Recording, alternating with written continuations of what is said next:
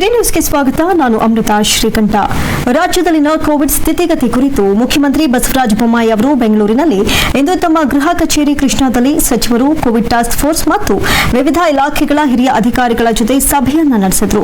Covid positivity ದರ ಮತ್ತೆ ಏರಿಕೆಯಾಗಿರುವುದರಿಂದ ರಾಜ್ಯದಾದ್ಯಂತ ರಾತ್ರಿ 9 ಗಂಟೆಯಿಂದಲೇ ನೈಟ್ ಕರ್ಫ್ಯೂ ಮತ್ತು ಗಡಿ ಜಿಲ್ಲೆಗಳಲ್ಲಿ ವೀಕೆಂಡ್ ಲಾಕ್ಡೌನ್ ವಿಧಿಸಲು ನಿರ್ಧಾರವನ್ನು ಕೈಗೊಂಡಿರುವುದಾಗಿ ಮುಖ್ಯಮಂತ್ರಿ ಬಸವರಾಜ ಬೊಮ್ಮಾಯಿ ಹೇಳಿದ್ದಾರೆ. ಇಂದಿನಿಂದಲೇ ರಾಜ್ಯದಾದ್ಯಂತ ಈಗಿರುವ ನೈಟ್ ಕರ್ಫ್ಯೂವನ್ನು ರಾತ್ರಿ 9 ಗಂಟೆಯಿಂದ ಮತ್ತು ಕೋವಿಡ್ ಪ್ರಕರಣಗಳು ಹೆಚ್ಚಾಗ್ತಾ ಇರುವಂತಹ ಮಹಾರಾಷ್ಟ್ರ ಮತ್ತು ಕೇರಳದ ಗಡಿ ಜಿಲ್ಲೆಗಳಲ್ಲಿ ವೀಕೆಂಡ್ ಲಾಕ್ಡೌನ್ ಜಾರಿಗೆ ಬರಲಿದೆ. ಇನ್ನು ನೆರೆಯ ರಾಜ್ಯಗಳಲ್ಲಿ ಕೋವಿಡ್ ಪ್ರಕರಣಗಳ ಸಂಖ್ಯೆ ಹೆಚ್ಚಾಗ್ತಾ ಇರುವುದರಿಂದ ಗಡಿ ಜಿಲ್ಲೆಗಳಲ್ಲಿ ವಾರಾಂತ್ಯದ ಲಾಕ್ಡೌನ್ ಜಾರಿಗೊಳಿಸಲಾಗುತ್ತೆ ಅಂತ ಮುಖ್ಯಮಂತ್ರಿ ಬಸವರಾಜ ಬೊಮ್ಮಾಯಿ ತಿಳಿಸಿದರು. ಇನ್ನು ಕೋವಿಡ್ ನಿಯಂತ್ರಣ ಕುರಿತು ಶುಕ್ರವಾರ ಉನ್ನತ ಮಟ್ಟದ ಸಭೆ ನಡೆಸಿದ ಬಳಿಕ ಮಾತನಾಡಿದ ಅವರು, ಶುಕ್ರವಾರದಿಂದಲೇ ರಾಜ್ಯದ ಗಡಿ ಜಿಲ್ಲೆಗಳಲ್ಲಿ ವಾರಾಂತ್ಯದ ಲಾಕ್ಡೌನ್ ಜಾರಿಯಾಗಲಿದೆ ಎಂದರು. ಇನ್ನು ರಾಜ್ಯದಾದ್ಯಂತ ರಾತ್ರಿ 9ರಿಂದ ಬೆಳಗ್ಗೆ 5ರವರೆಗೆ ರಾತ್ರಿ ಕರ್ಫ್ಯೂ ಜಾರಿಯಾಗಲಿದೆ ಅಂತ ತಿಳಿಸಿದರು.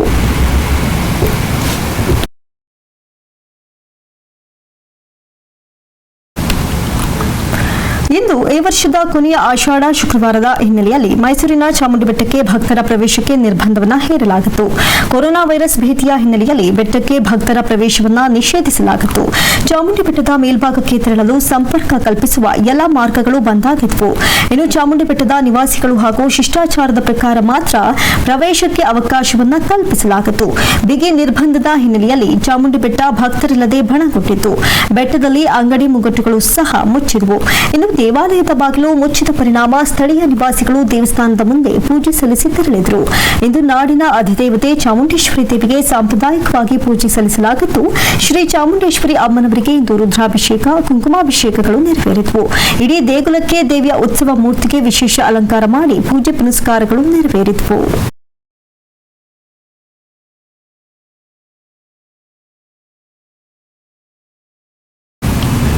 ಸಂಸದ ವಿ ಶ್ರೀನಿವಾಸ್ ಪ್ರಸಾದ್ ಅವರಿಗೆ 75ನೇ ವರ್ಷದ ಹುಟ್ಟುಹಬ್ಬದ ಹಿನ್ನೆಲೆಯಲ್ಲಿ ಶ್ರೀನಿವಾಸ್ ಪ್ರಸಾದ್ ಅವರು ರಚಿಸಿರುವ ನಾನು ಎದುರಿಸಿದ 14 ಚುನಾವಣೆಗಳ ಅವಲೋಕನ ಕೃತಿಯನ್ನ ಇಂದು ಬಿಡುಗಡೆಗೊಳಿಸಲಾಯಿತು. ಈ ಕುರಿತು ಮೈಸೂರಿನಲ್ಲಿ ಮಾತನಾಡಿದ ಸಂಸದ ವಿ ಶ್ರೀನಿವಾಸ್ ಪ್ರಸಾದ್ ಅವರು, ನನ್ನ ರಾಜಕೀಯ ಜೀವನದ ಎಲ್ಲ ಏಳುಬೀಳುಗಳನ್ನು ಪುಸ್ತಕದಲ್ಲಿ ದಾಖಲಿಸಿದ್ದೇನೆ. ನಾನು ಆತ್ಮತೃಪ್ತಿಯಿಂದ ಚುನಾವಣೆ ರಾಜಕಾರಣದಿಂದ ನಿವೃತ್ತಿಯಾಗ್ತಿದ್ದೇನೆ. 4 ವರ್ಷಗಳ ಹಿಂದೆಯೇ ನಾನು ಚುನಾವಣಾ ರಾಜಕಾರಣದಿಂದ ನಿವೃತ್ತಿಯನ್ನ ಬಯಸಿದ್ದೆ. ಆದರೆ ರಾಜಕೀಯ ಬೆಳವಣಿಗೆ ಬೇರೆಯಾದ ಕಾರಣ ಮತ್ತೊಮ್ಮೆ ಸ್ಪರ್ಧೆಯನ್ನ ಮಾಡಿದೆ. ಮುಂದೆ ನಾನು ಚುನಾವಣೆಗೆ ಸ್ಪರ್ಧಿಸುವುದಿಲ್ಲ. ಈ ಮಾತಿನಿಂದ ಯಾವುದೇ ಕಾರಣಕ್ಕೂ ಹಿಂದೆ ಸರಿಯುವುದಿಲ್ಲ ಅಂತ ಸ್ಪಷ್ಟಪಡಿಸಿದರು.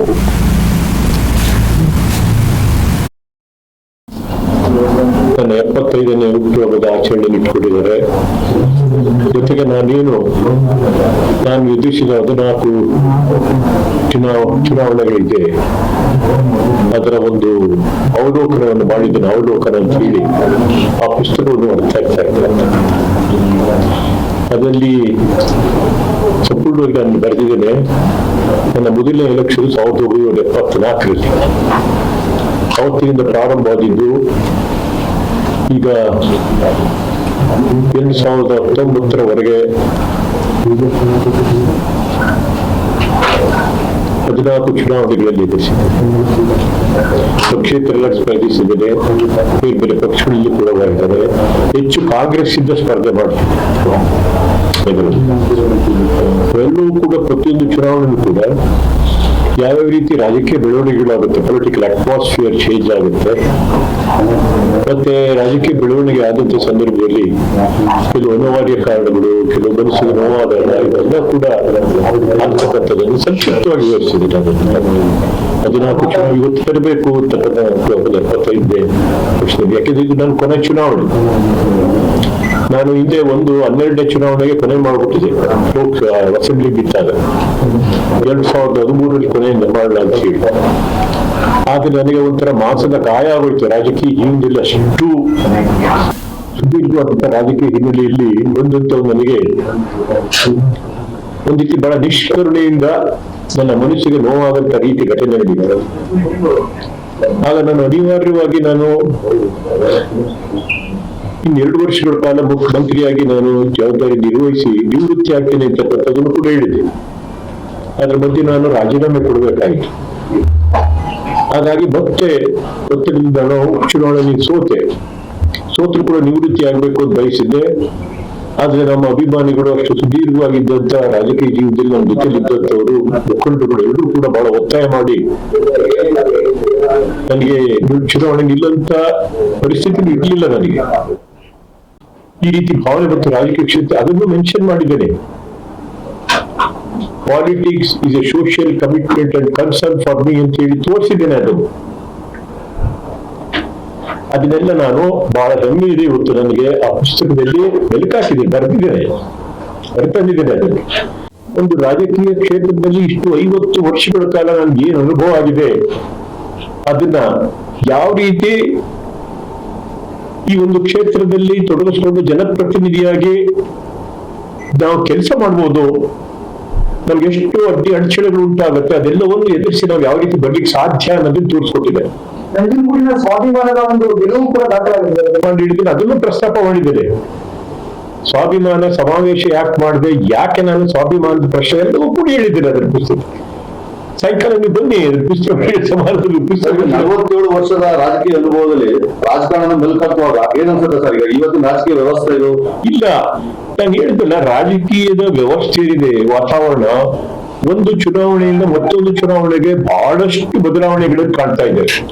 ಈಗ ಉದಾಹರಣೆಗೆ ನಾನು ಮೊದಲನೇ ಸಾರಿ ಆಯ್ಕೆ ಆಗಿ ಹೋದಂತ ಪಾರ್ಲಿಮೆಂಟ್ ಏನಿದೆ, ಲೋಕಸಭೆ ಸಂಸತ್ತು, ಇವತ್ತು ಕೂಡ ತುಂಬಾ ವ್ಯತ್ಯಾಸ ಇದೆ. ಅವತ್ತು ಶ್ರೀಮತಿ ಇಂದಿರಾ ಗಾಂಧಿ ಅವರು ಪ್ರಧಾನಮಂತ್ರಿ ಆಗಿದ್ರು, ಕಾಂಗ್ರೆಸ್ ಪಕ್ಷ ಆಡಳಿತದಿತ್ತು ಆ ಮಂತ್ರಿ ಮಂಡಲ, ಅದ್ರ ಎದುರುಗಡೆ ಇದ್ದಂತ ವಿರೋಧ ಪಕ್ಷ ಅವತ್ತು ಪಾರ್ಲಿಮೆಂಟ್ ಅಲ್ಲಿ. Parliament is not an ordinary institution, it's the highest democratic forum in the world. ಅಂತದಕ್ಕೆ ನಾನು 30 ವರ್ಷ ತುಂಬ ಹೋದಂತವನು. ಅಲ್ಲಿ ಯಾವ ರೀತಿಯಾದಂತ ಇಡೀ ಜಗತ್ತಿನ ಅರ್ಥದಲ್ಲಿ ಚಾಲಕ ಒಳ್ಳೆ ದೊಡ್ಡ ಪ್ರಜಾಸತ್ತಾತ್ಮಕವಾದಂತ ಸಂಸ್ಥೆ. ಅಲ್ಲಿ ಹೆಂಗೆ ಒಬ್ಬ ಪ್ರೈಮ್ ಮಿನಿಸ್ಟರ್ ಇದ್ರು, ಆ ಮಂತ್ರಿ ಮಂಡಳಿ ಆಗಿತ್ತು, ಅವ್ರ ಜೊತೆಲಿ ಇದ್ದಂಥವ್ರು, ವಿರೋಧ ಪಕ್ಷದಲ್ಲಿದ್ದವ್ರು ಇದ್ರು, ಅಟಲ್ ಬಿಹಾರಿ ವಾಜಪೇಯಿ ಇದ್ದವರು, ಚಂದ್ರಶೇಖರ್, HN ಬಹುಗುಣ, ಇವರೆಲ್ಲ ಬರೆದಿದ್ದೇನೆ. ನಾವೆಲ್ಲ ವಿದ್ಯಾರ್ಥಿಗಳಿಗೆ ಅವತ್ತ ನಿವೃತ್ತಿ ಆಗ್ತೀರಾ ಅದು ಸ್ಪಷ್ಟವಾಗಿ ಹೇಳ್ತಾ ಇದ್ದೀನಿ. ಇನ್ನು ಸರಿಯಾಗಿ ಹೇಳ, ಇನ್ನು 3 ವರ್ಷಗಳ ಕಾಲ ಇದೆ, ಅದಾದ ನಂತರ ಸಾಕು 14ನೇ ಚುನಾವಣೆ, ನಿವೃತ್ತಿ ಆಗ್ತಾ ಇದ್ದೇನೆ. ಮತ್ತೆ ನಾನು ಹೇಳ್ದೆ ನಿಮಗೆ, ನಾನು 12ನೇ ಚುನಾವಣೆನೇ ಸಾಕಾಗಿತ್ತು ಕಂದಾಯ ಮಂತ್ರಿ. ಇನ್ನು ನಿನ್ನೆ ತಾನೇ ಅಧಿಕೃತವಾಗಿ ಬಿಜೆಪಿ ಸೇರ್ಪಡೆಯಾಗಿರುವ ಎನ್ ಮಹೇಶ್ ಅವರಿಂದು ಸಂಸದ ವಿ ಶ್ರೀನಿವಾಸ್ ಪ್ರಸಾದ್ರನ್ನ ಭೇಟಿ ಮಾಡಿ ಮಾತುಕತೆ ನಡೆಸಿದ್ರು. ಶ್ರೀನಿವಾಸ್ ಪ್ರಸಾದ್ಗೆ ಎನ್ ಮಹೇಶ್ ಹುಟ್ಟುಹಬ್ಬದ ಶುಭಾಶಯವನ್ನು ಕೋರಿದ್ರು. ಬಿಜೆಪಿ ಸೇರ್ಪಡೆ ಹಿನ್ನೆಲೆಯಲ್ಲಿ ಪಕ್ಷ ಸಂಘಟನೆ ಬಗ್ಗೆ ವಿ ಶ್ರೀನಿವಾಸ್ ಪ್ರಸಾದ್ ಅವರ ಸಲಹೆಯನ್ನು ಪಡೆದುಕೊಂಡರು.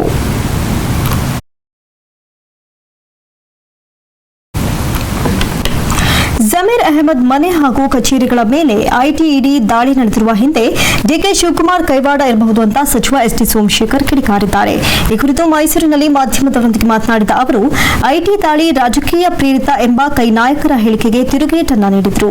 ಜಮೀರ್ ಅಹಮದ್ ಪದೇ ಪದೇ ಸಿದ್ದರಾಮಯ್ಯ ಮುಂದಿನ ಸಿಎಂ ಅಂತ ಹೇಳ್ತಾ ಇದ್ರು. ಇದು ಡಿಕೆ ಶಿವಕುಮಾರ್ಗೆ ಅಜೀರ್ಣವಾಗಿರಬೇಕು. ಡಿಕೆಶಿಗೆ ಐಟಿ ಲಿಂಕ್ ಇದೀಗ ಜಾಸ್ತಿ ಬೆಳೆದಿದೆ. ಹೀಗಾಗಿ ಅವರೇ ಯಾಕೆ ಜಮೀರ್ ಮನೆ ಮೇಲೆ ದಾಳಿ ಮಾಡಿಸಿರಬಾರದು ಅಂತ ಪ್ರಶ್ನಿಸಿದರು.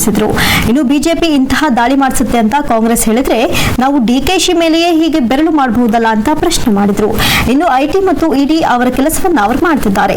ವ್ಯವಹಾರಗಳು ಸರಿ ಇದ್ದಾಗ ಯಾರು ಅದಕ್ಕೆ ಹೆದರುವಂತ ಅಗತ್ಯವಿಲ್ಲ. ಐಟಿ ಇಡಿಯವರು ಕೇಳಿದಂತಹ ದಾಖಲೆಯನ್ನ ಕೊಟ್ರೆ ಸಾಕು, ಇದನ್ನ ನೋಡಿದ್ರೆ ಏನೋ ವ್ಯವಹಾರ ಸರಿ ಇಲ್ಲ ಅನ್ಸುತ್ತೆ ಎಂದ್ರು. ಎನ್ಕ್ವೈರಿ ಸಂದರ್ಭದಲ್ಲಿ ಜಮೀರ್ ಅಹಮದ್ ಹೆಸರನ್ನು ಕೂಡ ಹೇಳಿರ್ಬೇಕಷ್ಟೇ. ಆ ಲಿಂಕ್ ಮೇಲೆ ಅವರು ಅದನ್ನ ಮಾಡಿದ್ದಾರೆ. ಅವರೆಲ್ಲ ಪ್ರಾಮಾಣಿಕವಾಗಿದ್ರೆ ಆ ಸಂಸ್ಥೆ ಮೇಲೆ ಅವರು ಕೈ ಜೋಡಿಸ್ಲಿಲ್ಲ ಅಂತಂದ್ರೆ ಇಡಿ ಅಲ್ಲಿ ಇನ್ಕಮ್ ಟ್ಯಾಕ್ಸ್ ಅಲ್ಲಿ ಯಾರಿಗೂ ಭಯ ಪಡ್ಬೇಕಾದಂತ ಅವಶ್ಯಕತೆ ಇಲ್ಲ. ಸಾಮಾನ್ಯವಾಗಿ ಆ ಲಿಂಕ್ ಅಲ್ಲಿ ಇರಬೇಕು ಅಂತಕ್ಕಂಥದ್ದು ಕಾಣ್ತದೆ, ಅದಕ್ಕೆ ಮಾಡಿದ್ದಾರೆ. ಇದರಲ್ಲಿ ರಾಜಕೀಯ ಅಲ್ಲಿ ಮತ್ತೊಂದಲ್ಲಿ ಇವ್ರು ಮಾಡ್ಬೇಕು, ಇವ್ರನ್ನ ಇದು ಮಾಡ್ಬೇಕು ಅಂತಕ್ಕಂಥದ್ದು ಯಾವ ಕಾರಣಕ್ಕೂ ಇಲ್ಲ. ಶಿವಕುಮಾರ್ ಸಿದ್ದರಾಮಯ್ಯ ಎಲ್ಲರೂ ಹೇಳ್ತಾರೋ ಯಾರು ಡಿಕೆ ಶಿವಕುಮಾರ್ ಸಿದ್ದರಾಮಯ್ಯ ಅವರು ಎಲ್ಲರೂ ಸಹ ಹೇಳ್ತಾರೋ ಈಗ ನಾವು ಸಸ್ಪೆಕ್ಟ್ ಮಾಡಕ್ಕಾಗಲ್ಲ. ಯಾಕೆಂದ್ರೆ ಈಗ ಸಿದ್ದರಾಮಯ್ಯ ಚೀಫ್ ಮಿನಿಸ್ಟರ್ ಅಂತ ಎಲ್ಲ ಕಡೆ ಹೇಳ್ಕೊಬರ್ತಾರೆ. ಶಿವಕುಮಾರ್ಗೆ ಅದು ಅಜೀರ್ಣ ಆಗಿರ್ತದೆ. ಶಿವಕುಮಾರ್ಗೆ ಇನ್ಕಮ್ ಟ್ಯಾಕ್ಸ್ ಇಡಿ ಎಲ್ಲ ಅನುಭವ ಇದೆ. ಅವ್ರ ಯಾಕೆ ಇವರೇ ಇಡಿ ಮೇಲೆ ಇವ್ರಿಗೆ ಮಾಡಿಸಿರ್ಬಾರ್ದು? ಕೆ ಶಿವಕುಮಾರ್ ಅವರು ನಾವು ಎಕ್ಸ್ಪೆಕ್ಟ್ ಮಾಡಿ ಹೇಳಕ್ಕಾಯ್ತದ? ನಮ್ಗೆ ಆ ಇದ್ರ ಮೇಲೆ ಮಾಡಕ್ ಆಗೋದಿಲ್ಲ. ಲಿಂಕ್ ಸಿದ್ದರಾಮಯ್ಯರ ಆಪ್ತರ ಮೇಲೆ ಡಿ.ಕೆ. ಶಿವಕುಮಾರ್ ಅವರು ಇಟಿ ದಾಳಿ ಮಾಡಿಸ್ತಾ ಅಲ್ಲ, ಇವ್ರು ಯಾವಾಗ್ಲೂ ಡಿ.ಕೆ. ಇವರು ಸಿದ್ದರಾಮಯ್ಯ ಚೀಫ್ ಮಿನಿಸ್ಟರ್ ಎಲ್ಲ ಕಡೆ ಹೇಳ್ತಿದ್ರು. ಆ ಡಿ.ಕೆ. ಶಿವಕುಮಾರ್ಗೆ ಸ್ವಲ್ಪ ಅಜೀರ್ಣ ಆಗಿರ್ಬೋದು. ಇವ್ರಿಗೆ ಇನ್ಕಮ್ ಟ್ಯಾಕ್ಸ್ ಗೊತ್ತು, ಇಡಿನೂ ಗೊತ್ತು ಸನ್ಮಾನ್ಯ ಡಿ.ಕೆ. ಶಿವಕುಮಾರ್ ಅವರಿಗೆ. ಅವ್ರು ಏನಾದ್ರೂ ಮಾಹಿತಿ ಕೊಟ್ಟು ಮಾಡಿಸಿರ್ಬೋದು. ಇನ್ನು ಬೆಂಗಳೂರು ಉಸ್ತುವಾರಿ ಸಚಿವರಾಗುವ ಆಸೆಯನ್ನ ಬಿಚ್ಚಿಟ್ಟ ಎಸ್ಟಿ ಸೋಮಶೇಖರ್ ಅವರು, ನನಗೆ ಬೆಂಗಳೂರು ನಗರಾಭಿವೃದ್ಧಿ ಖಾತೆ, ಬೆಂಗಳೂರು ಉಸ್ತುವಾರಿ ಬೇಕು. ಸ್ಥಳೀಯ ಬಿಬಿಎಂಪಿ ಚುನಾವಣೆ ಹಿನ್ನೆಲೆಯಲ್ಲಿ ಈ ಖಾತೆ ನನಗೆ ಅಗತ್ಯವಿದೆ. ನನ್ನ ಕ್ಷೇತ್ರದ ವ್ಯಾಪ್ತಿಯು ಬೆಂಗಳೂರಿಗೆ ಬರುತ್ತೆ. ಸಿಎಂ ನಿನಗೆ ಯಾವ ಖಾತೆ ಬೇಕು ಅಂತ ನನ್ನನ್ನು ಕೇಳಿದ್ರೆ ನಾನು ಬೆಂಗಳೂರು ಖಾತೆ ಬೇಕು ಅಂತ ಹೇಳ್ತೇನೆ. ಅವರು ಕೇಳೋದು ಇಲ್ಲ ಅಂತನೂ ನನಗೆ ಗೊತ್ತಿದೆ ಎಂದರು. ಮಂತ್ರಿ ಮಾಡ್ತಕ್ಕಂಥ ಅವಕಾಶವನ್ನ ಹೈಕಮಾಂಡ್ನವರು, ಈಗಿನ ಮುಖ್ಯಮಂತ್ರಿಗಳು, ಮಾಜಿ ಮುಖ್ಯಮಂತ್ರಿಗಳು ಒಂದು ಅವಕಾಶವನ್ನ ಕೊಟ್ಟಿದ್ದಾರೆ. ಇಂಥದ್ದೇ ಖಾತೆ ಕೊಡಿ ಅಂತ ಕೇಳಲಿಲ್ಲ, ಇಂಥದ್ದೇ ಜಿಲ್ಲೆ ಕೊಡಿ ಅಂತ ಕೇಳಲಿಲ್ಲ. ಬೈ ಚಾನ್ಸ್ ನನ್ನನ್ನೇ ನಿನ್ಗೆ ಯಾವ ಪೋರ್ಟ್ಫೋಲಿಯೋ ಬೇಕು ಅಂದ್ರೆ ನನಗೆ ಬೆಂಗಳೂರು ಖಾತೆ ಕೊಡಿ ಅಂತ ಕೇಳ್ತಾನೆ. ಯಾವ ಜಿಲ್ಲೆ ಬೇಕು ಅಂತಂದ್ರೆ ಬೆಂಗಳೂರು ಜಿಲ್ಲೆ ಕೊಡಿ ಅಂತ ಕೇಳ್ತಾನೆ. ಕೇಳಿದ್ರೆ ಅವ್ರು ಕೇಳಲ್ಲ, ನಾನು ಹೇಳಿದ್ರೆ ನಮ್ದು ಕಾನ್ಸ್ಟಿಟ್ಯೂನ್ಸಿ ಇರೋದು ಅಲ್ಲೇ. ಆದ್ರಿಂದ ಕಾರ್ಪೊರೇಷನ್ ಚುನಾವಣೆ ಕೂಡ ಬರ್ತಾ ಇರೋದ್ರಿಂದ ಒಂದು ಅನುಕೂಲ ಆಗ್ತದೆ ಅಂತಕ್ಕಂಥ. ಅವ್ರು ಕೇಳಿದ್ರೆ ನಾನು ಹೇಳ್ತೀನಿ, ಅವ್ರು ಕೇಳಲ್ಲ, ನಾವ್ ಹೇಳಲ್ಲ. ನೀವು ಕೇಳಿದವ್ರಿಗೆ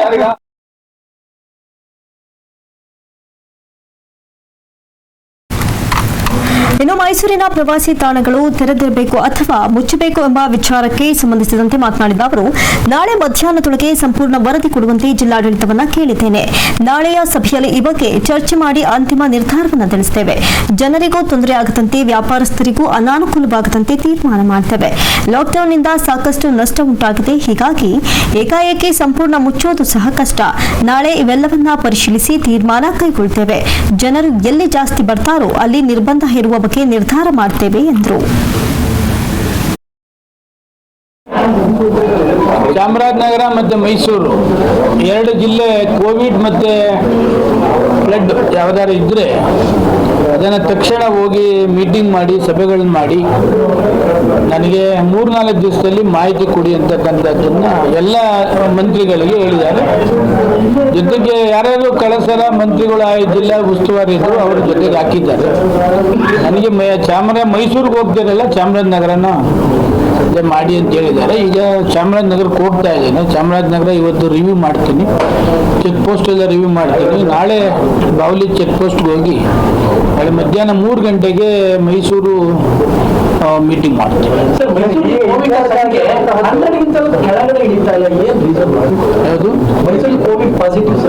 ಯಾವುದು ಇನ್ನೂ ಮೀಟಿಂಗ್ ಮಾಡಿಲ್ಲ. ಇವತ್ತೇ ತಾನೇ ಎಂಟರ್ ಆಗ್ತಾ ಇರೋದು. 10 ದಿವಸದಿಂದ ಮಾಹಿತಿ ಇತ್ತಷ್ಟೇ, ಯಾಕೆ ಏನಂತ ಮೀಟಿಂಗ್ ಮಾಡಕ್ ಆಗಿರ್ಲಿಲ್ಲ. ಈಗ ನಾಳೆ ಕಂಪ್ಲೀಟ್ ಮೈಸೂರಲ್ಲಿ ಇರ್ತೀನಿ. ಕೋವಿಡ್ ಬಗ್ಗೆನೇ ಸಭೆಗಳು ಮಾಡಿ ಕಂಪ್ಲೀಟ್ ಮಾಹಿತಿ ತಗೊಳ್ತಾರೆ. ಸಾಕಷ್ಟು ಕಡೆ ವೀಕೆಂಡ್ಗಳಲ್ಲಿ ಪ್ರವಾಸಿ ತಾಣಗಳಿಗೆ ನಿರ್ಬಂಧ ಇರುವಂತ ಕೆಲಸ ಆಗ್ತಾರೆ. ಮೈಸೂರು ಪ್ರವಾಸಿಗರ ಸ್ವರ್ಗ, ಮೈಸೂರಿಗೆ ಜಾಸ್ತಿ ಪ್ರವಾಸಿಗರು ಬರ್ತಾರೆ. ಈ ಬಗ್ಗೆ ಸಹ ಚರ್ಚೆಗಳಾಗುತ್ತವೆ. ಎಲ್ಲನೂ ರೆಸ್ಟ್ರಿಕ್ಷನ್ಸ್ ಮಾಡಕ್ ಆಗೋದಿಲ್ಲ, ಯಾಕೆಂದ್ರೆ ಸುಮಾರು ದಿವಸ ಲಾಕ್ಡೌನ್ ವಿದ್ಯುತ್ ಪ್ರಯುಕ್ತ. ಅದಕ್ಕೀಗ ಮಧ್ಯಾಹ್ನ ಅವ್ರಿಗೆ ಹೇಳಿದ್ದೀನಿ, ನಾಳೆ ಮಧ್ಯಾಹ್ನದೊತ್ತಿಗೆ ಕಂಪ್ಲೀಟ್ ಟೂರಿಸ್ಟ್ ಸ್ಪಾಟ್ ಇರ್ಬೋದು, ದೇವಸ್ಥಾನ ಇರ್ಬೋದು, ಎಲ್ಲೆಲ್ಲಿ ರೆಸ್ಟ್ರಿಕ್ಷನ್ ಮಾಡ್ಬೋದು, ಎಲ್ಲಿ ಫ್ರೀ ಮಾಡ್ಬೋದು, ಜನಸಾಮಾನ್ಯರಿಗೂ ಕೂಡ ತೊಂದರೆ ಆಗಬಾರ್ದು. ಯಾಕೆಂದ್ರೆ ಈಗ ಆಲ್ರೆಡಿ 1 ವರ್ಷದಿಂದ ಕೋವಿಡ್ ಇದರಲ್ಲಿ ಎಲ್ಲರಿಗೂ ಕೂಡ ತೊಂದರೆ ಆಗಿದೆ. ಕೋವಿಡ್ ಕಮ್ಮಿ ಸಂಖ್ಯೆ ಸೇರ್ತಾರೆ, ಅಲ್ಲಿ ರೆಸ್ಟ್ರಿಕ್ಷನ್ಸ್ ಮಾಡಬೇಕು ಅಂತ.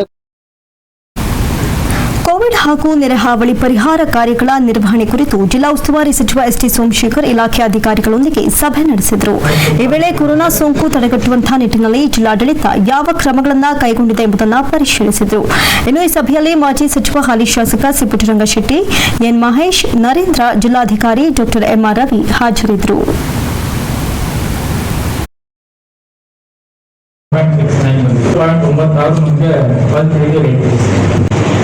ಹಾಗೆ ತಾಲೂಕು ಇದು ನಮ್ಮಲ್ಲಿ ಒಡೆಯರ್ಪಾಡ ಒಂದೇನೋ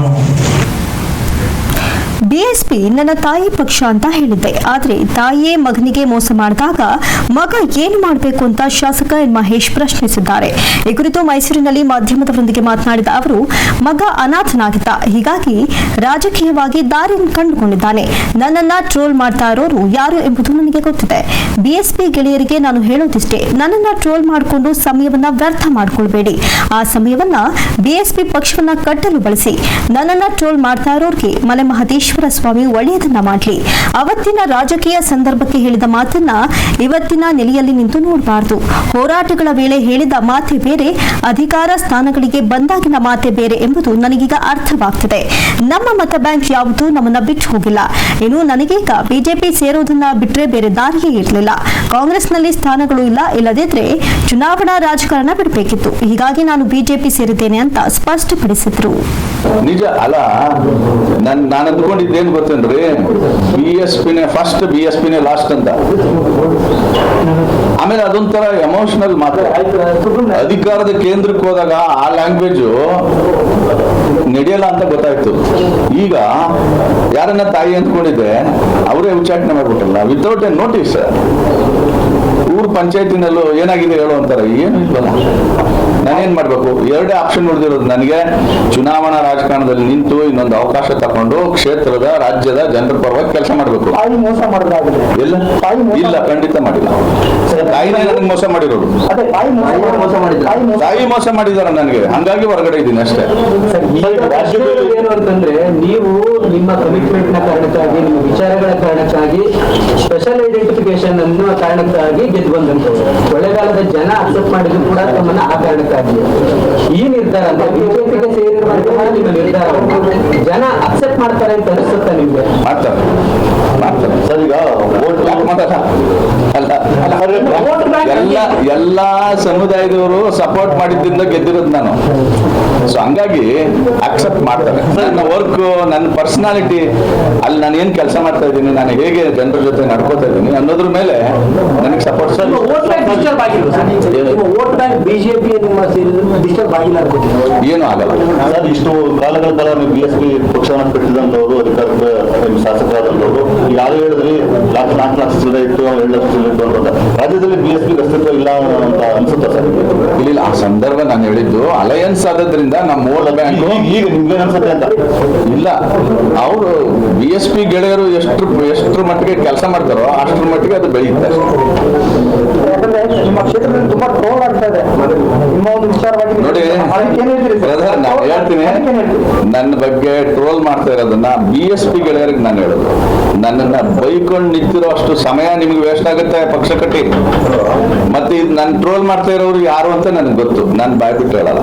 ಸರ್, ನೀವು ಏನೋ ರಾಜಕೀಯ ಹಿತಾಸಕ್ತಿಗಳಿಗೆ ಧಕ್ಕೆ ಆಗ್ತದೆ ಅನ್ನೋಂಥವ್ರು ನನ್ನ ಮೇಲೆ ಟ್ರೋಲ್ ಮಾಡ್ತಾ ಇದ್ದಾರೆ. ನಾನು ಅದಕ್ಕೆ ತಲೆ ಕೆಡಿಸ್ಕೊಂಡು.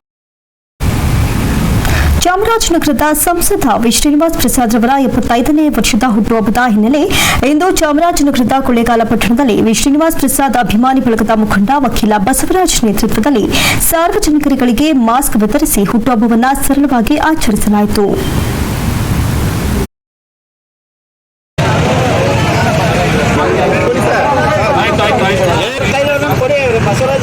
ಶ್ರೀ ವಿ ಶ್ರೀನಿವಾಸ್ ಪ್ರಸಾದ್ ರವರ ಜನ್ಮ ದಿನಾಚರಣೆ ಅಂಗವಾಗಿ ಪಬ್ಲಿಕ್ ಸಾರ್ವಜನಿಕರಿಗೆ N95 ಮಾಸ್ಕ್ ವಿತರಣೆ ಮಾಡೋಣ ಅಂತ ನಮ್ಮ ಸ್ನೇಹಿತರಾದಂಥ ಮಹಾದೇವ್ರವರು ಮತ್ತು ಪ್ರಶಾಂತ್ರವರು ನಾವು ಒಂದು ತೀರ್ಮಾನ ತಗೊಂಡು ಎಲ್ರಿಗೂ ಮಾಸ್ಕ್ ವಿತರಣೆ ಮಾಡ್ತಾ ಇದ್ದೀವಿ. ನಾವು ಬೇರೆ ರಾಜಕಾರಣಿ ಥರ ಫ್ಲೆಕ್ಸು ಮತ್ತು ಫೋಟೋಸು ಮತ್ತು ವಿಜೃಂಭಣೆಯಿಂದ ಮಾಡೋಣ ಅಂತ ನಮ್ಮ ಸಂಸದರಾದಂತಹ ಶ್ರೀನಿವಾಸ್ ಪ್ರಸಾದ್ ಅವ್ರಿಗೆ ಹೇಳಿದಂಥ ಸಂದರ್ಭದಲ್ಲಿ ಅವ್ರು ಹೇಳಿದ್ರು, ನೋಡಪ್ಪ, ವ್ಯಕ್ತಿ ಆರಾಧನೆ ಯಾವಾಗಲೂ ಮಾಡಬಾರ್ದು, ವಿಜೃಂಭಣೆಯಿಂದ ನನ್ನ ಜನ್ಮ ದಿನಾಚರಣೆ ಆಚರಣೆ ಮಾಡೋದು ಬೇಡ, ಫ್ಲೆಕ್ಸು ಫೋಟೋಸ್ ಎಲ್ಲ ಹಾಕೋದು ಬೇಡ, ಅದರಿಂದ ಪಬ್ಲಿಕ್ಸ್ಗೆ ಏನಾದರೂ ಉಪಯುಕ್ತವಾದಂಥ ಕೆಲಸಗಳನ್ನ ಮಾಡಿ ಅಂತ ಹೇಳೋದ್ರಿಂದ ನಾವು ಈ ದಿನ ಪಬ್ಲಿಕ್ಸ್ಗೆ N95 ಮಾಸ್ಕ್ನ ವಿತರಣೆ ಮಾಡ್ತಾ ಇದ್ವಿ.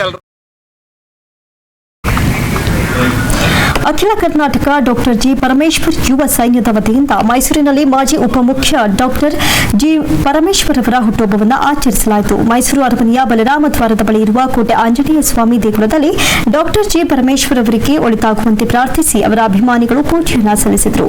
ಬಳಿಕ ಸಾರ್ವಜನಿಕರಿಗೆ ಸಿಹಿ ಹಂಚುವ ಮೂಲಕ ಡಾಕ್ಟರ್ ಜಿ ಪರಮೇಶ್ವರ್ ಅವರಿಗೆ ಶುಭವನ್ನ ಹಾರೈಸಿದರು.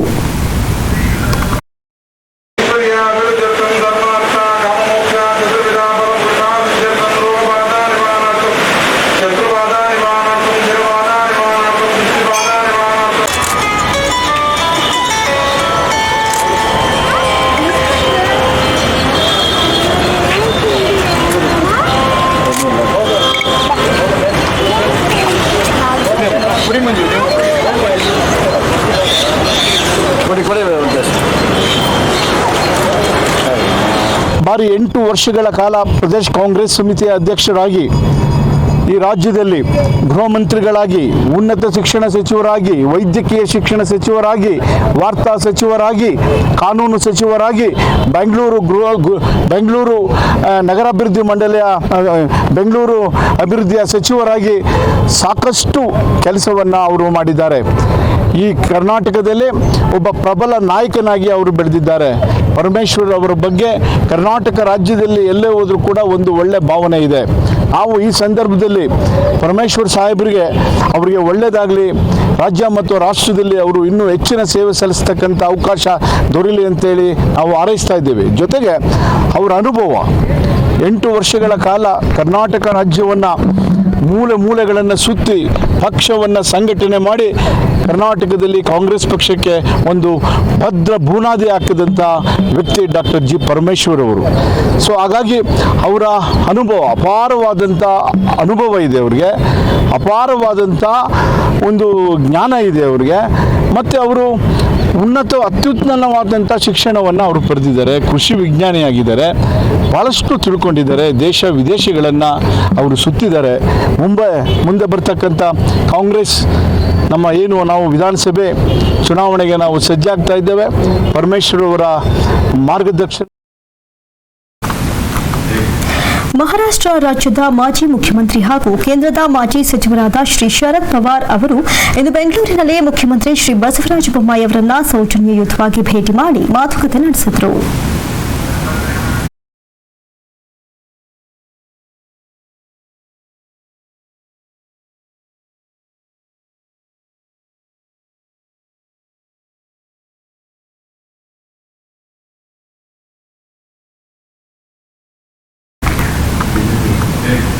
ನಮ್ಮ ಉದ್ಯಮಕ್ಕೆ ಸಂಬಂಧಪಟ್ಟ ಅಬಕಾರಿ ಖಾತೆಯನ್ನ ಸಿಎಂ ಬಸವರಾಜ ಬೊಮ್ಮಾಯಿ ಅವರೇ ನಿರ್ವಹಿಸಬೇಕು ಅಂತ ಫೆಡರೇಷನ್ ಆಫ್ ವೈನ್ ಮರ್ಚೆಂಟ್ ಅಸೋಸಿಯೇಷನ್ನ ಅಧ್ಯಕ್ಷ ಗುರುಸ್ವಾಮಿ ಒತ್ತಾಯಿಸಿದ್ದಾರೆ. ಈ ಕುರಿತು ಮೈಸೂರಿನಲ್ಲಿ ಸುದ್ದಿಗೋಷ್ಠಿಯನ್ನು ನಡೆಸಿ ಮಾತನಾಡಿದ ಅವರು, ಆರ್ಥಿಕ ಮತ್ತು ಅಬಕಾರಿ ಒಂದಕ್ಕೊಂದು ಸಂಬಂಧಿತ ಇಲಾಖೆಗಳಾಗಿವೆ. ಅತ್ಯಂತ ಹೆಚ್ಚು ವರಮಾನ ನೀಡುವ ಅಬಕಾರಿ ಇಲಾಖೆ ನಿಮ್ಮ ಅಧೀನದಲ್ಲಿರಬೇಕು ಅಂತ ಆಗ್ರಹಿಸಿದರು. ಇನ್ನು ಅಬಕಾರಿ ಇಲಾಖೆಯಲ್ಲಿ ಸೆಕ್ಯೂರಿಟಿ ಗಾರ್ಡ್ಸ್ ಇಂದ ಡಿಸಿವರೆಗೂ ಲಂಚ ಕೊಡಬೇಕು, ಕೊಡಲಿಲ್ಲ ಅಂದ್ರೆ ಬಿಎಲ್ಸಿ ಕೇಸ್ ಹಾಕಲಾಗುತ್ತೆ ಅಂತ ಹೆದರಿಸಿ ಬೆದರಿಸಿ ಯಾವ ರೀತಿ ಬೇಕೋ ಆ ರೀತಿ ಹಣವನ್ನ ಪಡೆದುಕೊಳ್ತಿದ್ದಾರೆ. ಇನ್ನು ಇದರಿಂದ ನಾವು ಪ್ರತಿ ತಿಂಗಳು ಕಷ್ಟ ಕಾಣಬೇಕು ಅನ್ನೋದು. ಲಾಕ್ಡೌನ್ ಮಾಡಿದ್ರು, ಅದ್ರದ್ದು ₹1 ನಮ್ಗೆ ಪರಿಹಾರ ಅಥವಾ ನಮ್ ಕೆಲಸಗಾರ ಪರಿಹಾರ ಏನು ಕೂಡ ಕೊಟ್ಟಿಲ್ಲ ಸರ್. ಇದ್ರ ಜೊತೆಗೆ ಹೋಟೆಲ್ ಬಾರ್ ಅಂಡ್ ರೆಸ್ಟೋರೆಂಟ್ ಅಂತ ಇದೆ ಸರ್, ಅವರಂತೂ ಸಿಕ್ಕಾಪಟ್ಟೆ ಕಷ್ಟದ ಪರಿಸ್ಥಿತಿನಲ್ಲಿ ಇದ್ದಾರೆ ಸರ್. ಯಾಕೆಂದ್ರೆ ಹೋಟೆಲ್ ನಡೆಸಂಗಿಲ್ಲ, ಟೇಕ್ ಅವೇ ಪಾಲಿಸಿ. ಹೋಟೆಲ್ ನಡೆಸಲಿಲ್ಲ ಅಂದ್ರೆ ಸರ್ ಸಪ್ಲೈಯರ್ಗಳಿಗೆ ಸಂಬಳ, ಕ್ಲೀನರ್ಗೆ ಸಂಬಳ, ಅಡಿಗೆ ಭಟ್ರಿಗೆ ಸಂಬಳ ಇದೆಲ್ಲನೂ ಕೊಟ್ಕೊಂಡು ಇವತ್ತು ನಿಭಾಯಿಸೋದು ಬಹಳ ಕ್ಲಿಷ್ಟ ಪರಿಸ್ಥಿತಿನಲ್ಲಿ ವ್ಯವಸ್ಥೆ ಇದೆ ಅಂತಕ್ಕಂಥ ಮಾತನ್ನ ನಾನು ಹೇಳ್ತಾ ಇದ್ದೀನಿ ಸರ್. ಆ ಉದ್ದೇಶದಿಂದಲೇ ಒಬ್ಬರು ಮಿನಿಸ್ಟರ್ ಮಾಡಿ ಅಲ್ಲಿ ಬೇರೆ ಬೇರೆ ತರದ ವ್ಯವಸ್ಥೆಗಳಾಗೋ ಬದಲು ಅದನ್ನ ಮಾನ್ಯ ಮುಖ್ಯಮಂತ್ರಿಗಳೇ ಇಟ್ಕೊಂಡ್ಬಿಟ್ರೆ ನಮ್ಗೆಲ್ರಿಗೂ ಒಂದು ತೃಪ್ತಿ ಇದೆ ಅಂತಕ್ಕಂಥದ್ದು ನಮ್ಮ ಅಭಿಪ್ರಾಯ ಸರ್. ಅಷ್ಟೇ ಸುಲಿಗೆ ಮಾಡೋ ಪರಿಸ್ಥಿತಿಗೆ ಸನುದಾರರು ಎಕ್ಸೈಸ್ ಇಲಾಖೆಯವರು ಸರ್ ಟೋಟಲಿ ಹೇಳೋದು ಸರ್. ಎಲ್ಲ ಇವನ್ ಕಾರ್ಡ್ನಿಂದ ಹಿಡಿದು ಅಪ್ ಟು ಅಡಿಷನಲ್ ಕಮಿಷನ್ನಿಂದ ಹಿಡಿದು ಎಲ್ರಿಗೂ ಕೂಡ ನಾವು ಒಂಥರ ಕಪ್ಪು ಕಾಣಿಕೆ ಕೊಡುವಂತ ಪರಿಸ್ಥಿತಿ ಬಂದ್ಬಿಟ್ಟಿದೆ ಸರ್. ಸರ್ ಕೊಡ್ಲಿಲ್ಲ ಅಂತ ಹೇಳಿದ್ರೆ ಹೇಳ್ಬಿಡ್ತೀನಿ ತಮ್ಗೆ ಅದನ್ನ. ಸರ್ ಒಬ್ಬ ಗಾರ್ಡನ್ನ ಒಬ್ಬ ಸನದುದಾರ ಎದುರಿಸಕ್ಕಾಗಲ್ಲ ಸರ್, ಅಂತ ಪರಿಸ್ಥಿತಿ ನಿರ್ಮಾಣ ಮಾಡಿಟ್ಟಿದ್ದಾರೆ. ಅಂಗಡಿಗೆ ಬರ್ತಾರೆ ಸರ್, ಈಗ ನಿನ್ನೆ ಲೆಕ್ಕನ ಇವತ್ತು ಅವ್ರ ಅಂಗಡಿ ಬಿಚ್ಚೋದ್ರೊಳಗಡೆ ನಾವು ಬರೆದಿಡ್ಬೇಕು ಸರ್. ಒಂದು ವೇಳೆ ಆ ಲೆಕ್ಕ ಬರೆಯೋನು ಬಂದಿರಲ್ಲ ಸರ್, 1 hour 2 hours ಲೇಟ್ ಆಗುತ್ತೆ ಸರ್, ಅದಕ್ಕೊಂದು BLC ಕೇಸ್ ಅಂತ ಹಾಕ್ತಾರೆ ಸರ್. ಅದಕ್ಕೆ ದಂಡ ಎಷ್ಟು? 10,000 ರಿಂದ 15,000 ರೂಪಾಯಿ ದಂಡ ಸರ್. ಅದಕ್ಕೆ MRP ರೇಟು ಸರ್, ಯಾರೋ 1 ರೂಪಾಯಿ 2 ರೂಪಾಯಿಗೆ ಜಾಸ್ತಿ ಮಾರ್ತಾರೆ ಅಂತ ಇಟ್ಕೊಳ್ಳಿ, ಅದಕ್ಕೆ 15,000 ರಿಂದ 50,000 ರೂಪಾಯಿನವರೆಗೂ ದಂಡ ಸರ್. ನಮ್ಮನ್ನ ಈ ರೀತಿ ಈ BLC ಕೇಸನ್ನು ಬಂಧನದಲ್ಲಿ ನಮ್ಮನ್ನು ಇಟ್ಟುಬಿಟ್ಟು ನಮ್ಮನ್ನ ಎದುರಿಸಿ ಬೆದರಿಸಿ ನಮ್ಮಿಂದ ಯಾವ ರೀತಿ ಅವರು ಹಣ ವಸೂಲು ಮಾಡ್ಬೇಕು ಅನ್ನೋ ರಸ್ತೆಗಳನ್ನ ಕಂಡಿಡ್ಕೊಂಡಿದ್ದಾರೆ ಸರ್. ಆಯಾ ರೂಟಲ್ಲಿ ಕಂಡಿಡ್ಕೊಳ್ತಾರೆ ಸರ್. ಸರ್ ನಕಲಿ ಬ್ರ್ಯಾಂಡು ಸರ್ ಇತ್ತೀಚಿನ ದಿನಗಳಲ್ಲಿ ಇಲ್ಲ ಸರ್. ಎಕ್ಸೈಜ್ನವ್ರಿಗೆ ಕೆಲಸ ಇರೋದು ಏನ್ ಗೊತ್ತಾ ಸರ್, ಈಗೇನು ಫಸ್ಟ್ ಇನ್ಸ್ಪೆಕ್ಟರ್ ಸರ್, ಅವ್ರಿಗೊಬ್ರು ಸಬ್ ಇನ್ಸ್ಪೆಕ್ಟರ್, ಇದು ಒಂದು ಡಿಪಾರ್ಟ್ಮೆಂಟ್ ಸರ್, ಅವ್ರಿಗೆ 6 ಜನ ಗಾರ್ಡ್ಸು. ನೆಕ್ಸ್ಟ್ ಡೆಪ್ಯೂಟಿ ಸೂಪರಿಂಟೆಂಡೆಂಟು, ಅವ್ರಿಗೆ 2 ಇನ್ಸ್ಪೆಕ್ಟರ್ ಸರ್, ಅವ್ರಿಗೆ 6 ಜನ ಗಾರ್ಡ್ಸು ಸರ್, ಅವ್ರಿಗೊಂದು ಆಫೀಸು, ರೇಂಜ್ನವ್ರಿಗೊಂದು ಆಫೀಸು. ಇವ್ರು ಬಿಟ್ರೆ ಡೆಪ್ಟಿ ಕಮಿಷನರ್ ಆಫೀಸು ಎಕ್ಸೈಸು, ಅಲ್ಲಿ ಒಂದು 20 ರಿಂದ 30 ಜನ ಸ್ಟಾಫು ಸರ್. ಅದಕ್ಕೊಬ್ರು ಸಿಟಿಗೆ ಈಗ ಹೊಸದಾಗಿ DC ಸರ್, ರೂರಲ್ಗೆ ಒಬ್ಬರು DC ಸರ್.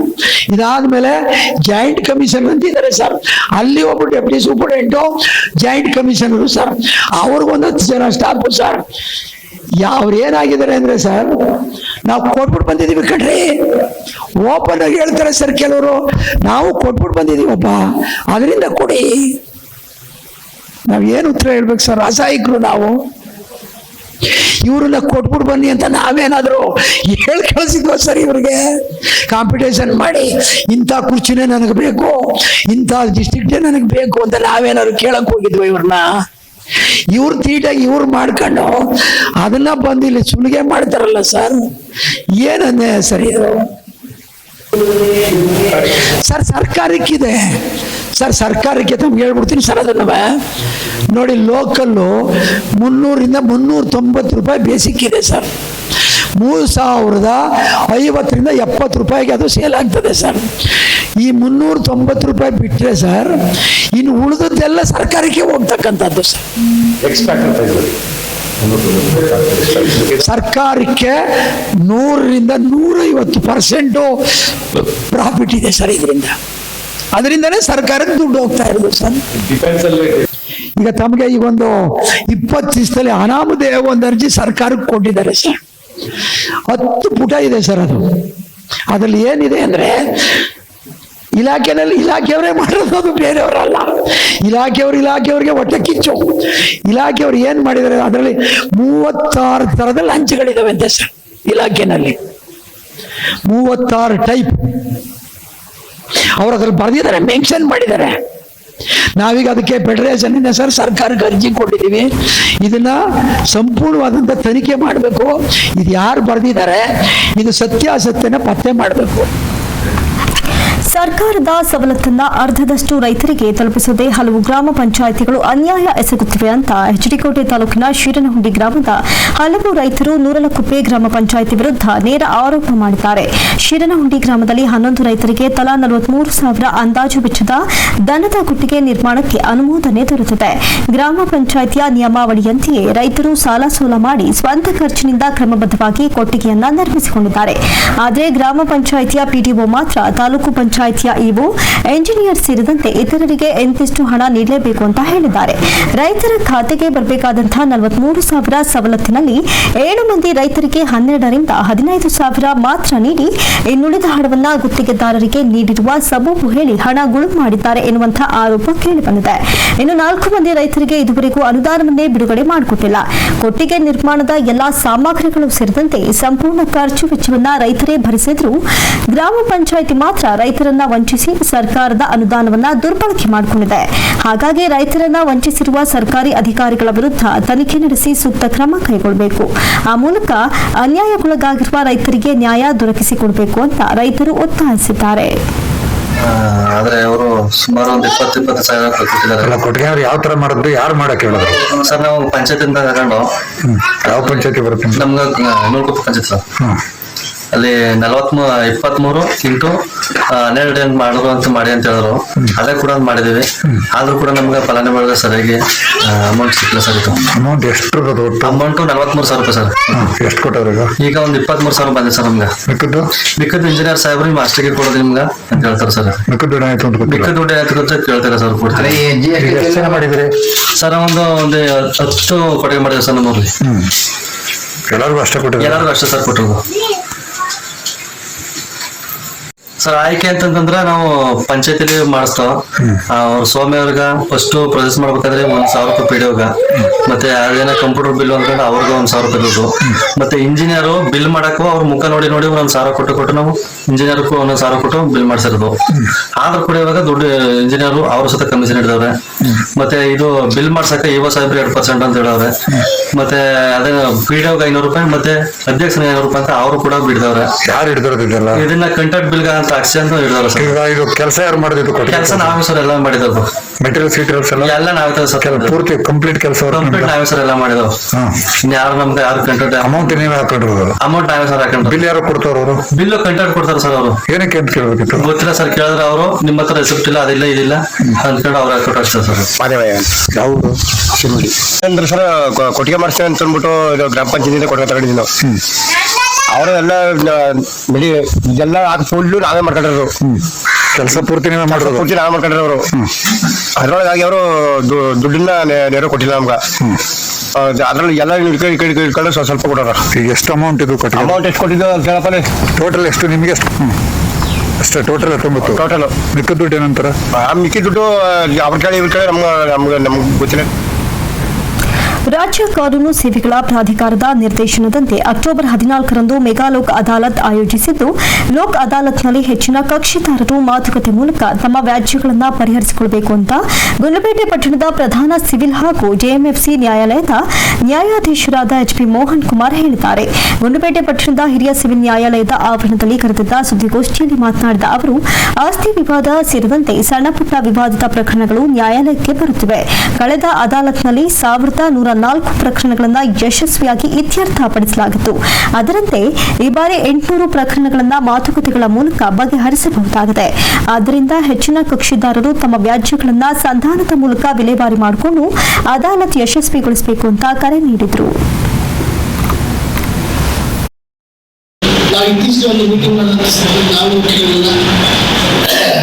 ಕಂಡುಕೊಂಡಿದ್ದೇವೆ. ಸಣ್ಣ ವಿಷಯಕ್ಕೆ ನ್ಯಾಯಾಲಯಕ್ಕೆ ಬರೋದ್ರಿಂದ ಒಂದು ರೀತಿ ಸಿಟಿಗೆ ಅಲ್ಲಿಂದ ಸಿಟಿ ಬರುತ್ತೆ ಆ ಥರ ಆಗೋದು.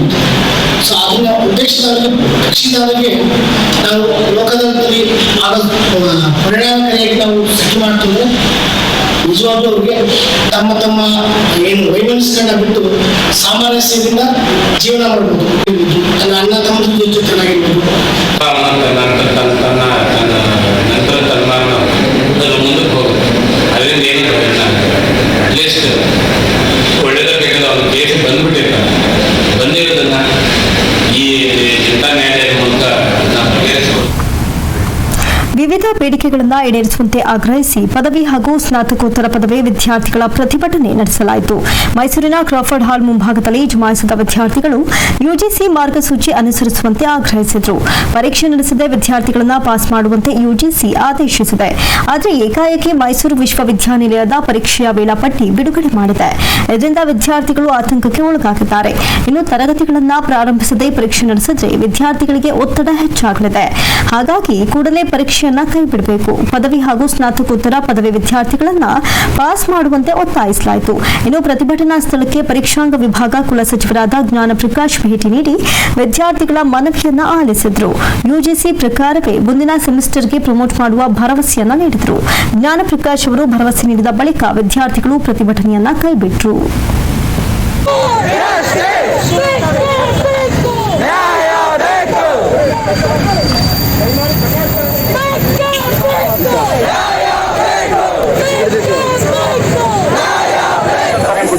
ಅದನ್ನ ನಿಮಗೆ 2ನೇ ಸೆಕ್ಷನ್ 4ನೇ ಸೆಕ್ಷನ್ ಪ್ರಮೋಟ್ ಮಾಡ್ತೀವಿ.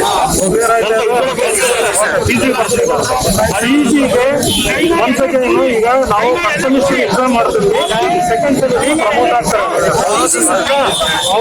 ಅದು ಸೆಕೆಂಡ್ ಸೆಮಿಸ್ಟರ್ ಕೂಡ ನಾವು ಸೆಕೆಂಡ್ ಸೆಮಿಸ್ಟರ್ ಏನ್ ಮಾಡ್ತಿದ್ರೆ 50% ಇಂಟರ್ನಲ್ಸ್ UGC ರೆಗ್ಯುಲೇಷನ್ ಪ್ರಕಾರ ಶಿಕ್ಷಣ ಫೌಂಡೇಶನ್ ಹಾಗೂ ಇಟಾಚಿ ಪವರ್ ಗ್ರಿಡ್ ಸಹಯೋಗದೊಂದಿಗೆ ಚಾಮರಾಜನಗರದ ಎಂಜಿನಿಯರಿಂಗ್ ವಿದ್ಯಾರ್ಥಿಗಳಿಗೆ ಲ್ಯಾಪ್ಟಾಪ್ ವಿತರಣಾ ಕಾರ್ಯಕ್ರಮವನ್ನು ಆಯೋಜಿಸಲಾಗಿತ್ತು. ನಗರದ ಹೊರವಲಯದಲ್ಲಿರುವ ಸರ್ಕಾರಿ ಎಂಜಿನಿಯರಿಂಗ್ ಕಾಲೇಜಿನ 27 ವಿದ್ಯಾರ್ಥಿನಿಯರಿಗೆ ಲ್ಯಾಪ್ಟಾಪ್ ಮತ್ತು 10,000 ರೂಪಾಯಿ ಸಹಾಯಧನವನ್ನು ವಿತರಣೆ ಮಾಡಲಾಯಿತು. ಬಳಿಕ ಪ್ರಾಸ್ತಾವಿಕವಾಗಿ ಮಾತನಾಡಿದ ಅಕೌಂಟ್ ವ್ಯವಸ್ಥಾಪಕ ನವೀನ್ ಚಿಕ್ಕಣ್ಣ ಅವರು, ನಮ್ಮ ಸಂಸ್ಥೆಯ ವತಿಯಿಂದ ಈಗಾಗಲೇ ರಾಜ್ಯಾದ್ಯಂತ 45,000ಕ್ಕೂ ಹೆಚ್ಚು ಜನ ವಿದ್ಯಾರ್ಥಿನಿಯರಿಗೆ ಲ್ಯಾಪ್ಟಾಪ್ ಅನ್ನು ವಿತರಿಸಲಾಗಿದೆ ಎಂದು ನಗರದ ಎಂಜಿನಿಯರಿಂಗ್ ಕಾಲೇಜಿನ 27 ವಿದ್ಯಾರ್ಥಿನಿಯರಿಗೆ ಲ್ಯಾಪ್ಟಾಪ್ ಅನ್ನು ವಿತರಿಸಲಾಗಿದೆ. ಸರ್ಕಾರಿ ಶಾಲೆಗಳಲ್ಲಿ ಓದುತ್ತಿರುವ ವಿದ್ಯಾರ್ಥಿಗಳಿಗೆ ಅನುಕೂಲ ಆಗಲಿ ಎಂಬ ಕಾರಣದಿಂದ ಹಲವಾರು ಕಾರ್ಯಕ್ರಮಗಳನ್ನು ನೀಡಲಾಗುತ್ತಿದೆ. ಸರ್ಕಾರಿ ಪಬ್ಲಿಕ್ ಶಾಲೆಗಳಲ್ಲಿನ ವಿದ್ಯಾರ್ಥಿಗಳಿಗೂ ಸಹ ಲ್ಯಾಪ್ಟಾಪ್ ಹಾಗೂ ಪ್ರೊಜೆಕ್ಟರ್ಗಳನ್ನು ವಿತರಿಸಲಾಗುತ್ತಿದೆ ಎಂದರು. ಒಂದು ಮಾಡೆಲ್ ಅನ್ನ ಶಿಕ್ಷಣ ಫೌಂಡೇಶನ್ ಇಂಟ್ರೊಡ್ಯೂಸ್ ಮಾಡಿದಾಗ ಏನಿರಬೇಕು ಪ್ರೇರಣಾ ಮಾಡೆಲ್ ನಲ್ಲಿ ಅಂತ initially we decided to have this model. Basic foundational level of competency is what is really essential for us to develop in the students. ಅಂದ್ರೆ ನಾವು ಮನೆ ಕಟ್ಟುವಾಗ ಕೂಡ ಫೌಂಡೇಶನ್ ಹಾಕ್ತೀವಲ್ಲ, ಏನಿಗೆ ಫೌಂಡೇಶನ್ ಹಾಕ್ತೀವಿ? ಸೊ ದಟ್ ಸ್ಟ್ರಾಂಗ್ ಆಗಿರಲಿ, ನಾನು ಕಟ್ಟೋ ಬಿಲ್ಡಿಂಗ್ ತುಂಬಾ ಸ್ಟ್ರಾಂಗ್ ಆಗಿರ್ಬೇಕು ಅಂತ. If my foundation itself is weak, ನಾನು ಏನೇ ರೋಡ್ ಹಾಕೋದು ತಗೊಳ್ಳೋದು. ಸೊ ಹಾಗಾಗಿ ಮಕ್ಕಳಿಗೆ ಆ ಫೌಂಡೇಶನ್ ಲೆವೆಲ್ ಅಲ್ಲೇ ನಾವು ಅವ್ರನ್ನ ಸ್ಟ್ರಾಂಗ್ ಮಾಡ್ತಾ ಬಂದ್ರೆ litre in the stage like they can do wonderful learning outcomes ಅನ್ನು ನಾವು ಎಕ್ಸ್ಪೆಕ್ಟ್ ಮಾಡಬಹುದು ಅಂತ ಹೇಳಿ we started working in that space.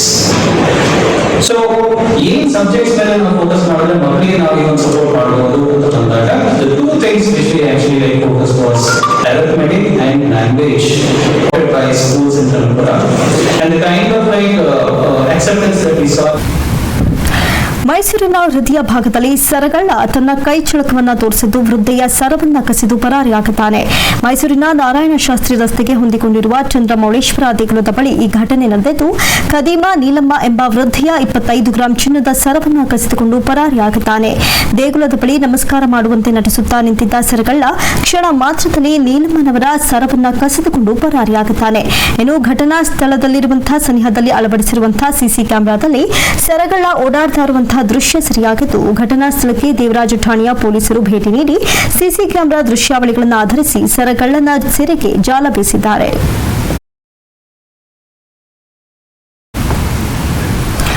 ಮೈಸೂರಿನ ಹೊರವಲಯದಲ್ಲಿರುವ ಪೊಲೀಸ್ ಬಡಾವಣೆ 3ನೇ ಹಂತದ ನಿವಾಸಿ ನಗರ ಸಶಸ್ತ್ರ ಮೀಸಲು ಪಡೆಯ ಎಎಸ್ಐ ಮಹದೇವಸ್ವಾಮಿ ಅವರ ಮಗ ಮನೋಜ್ ಇಂದು ಬೆಳಿಗ್ಗೆ ವಾಯು ವಿಹಾರಕ್ಕೆ ತೆರಳಿದ್ದ ವೇಳೆ ನಾಪತ್ತೆಯಾಗಿದ್ರು. ಬಡಾವಣೆಯ ಹಿಂಬದಿ ಇರುವ ನಾಲೆಯಲ್ಲಿ ಕಾಲು ಜಾರಿ ಬಿದ್ದಿದ್ದು, ಅಗ್ನಿಶಾಮಕ ದಳದ ಸಿಬ್ಬಂದಿ ಮನೋಜ್ಗಾಗಿ ತೀವ್ರ ಹುಡುಕಾಟವನ್ನು ನಡೆಸಿದ್ರು. ಮನೋಜ್ ಇಂದು ಬೆಳಿಗ್ಗೆ ಮನೆಯ ಸಮೀಪವಿರುವ ಕಾಲುವೆಯೊಂದಕ್ಕೆ ನೀರನ್ನ ತರಲೆಂದು ಬಿಂದಿಗೆಯನ್ನ ಕೊಂಡೊಯ್ದಿದ್ದ.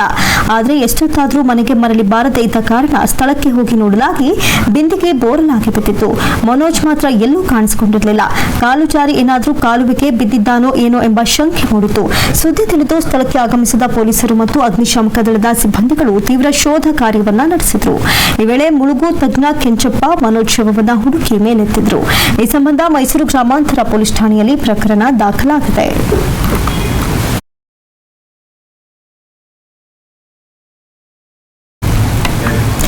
ಮಲೆಮಹದೇಶ್ವರ ಬೆಟ್ಟದ ರಸ್ತೆಯ ತಿರುವಿನಲ್ಲಿ ಕೆಎಸ್ಆರ್ಟಿಸಿ ಬಸ್ಸಿನ ಬಾಗಿಲ ಬಳಿ ನಿಂತು ವಾಂತಿ ಮಾಡುತ್ತಿದ್ದ ಮಹಿಳೆ ಆಯ ತಪ್ಪಿ ಹೊರಗೆ ಬಿದ್ದು ಮೃತಪಟ್ಟಿರುವಂತಹ ಘಟನೆ ನಡೆದಿದೆ.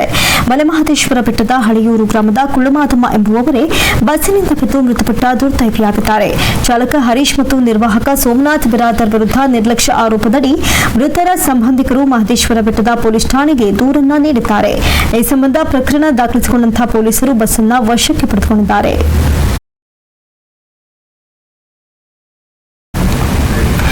ಇವಷ್ಟೇವರೆಗಿನ ಪ್ರಮುಖ ಅಪ್ಡೇಟ್ಸ್. ನಿಷ್ಠೆ ನಿಷ್ಠೂರ ನಿರ್ಭೀತ ಸುದ್ದಿಗಾಗಿ ನೋಡ್ತಾರೆ ಸಿರಿ ಟಿವಿ.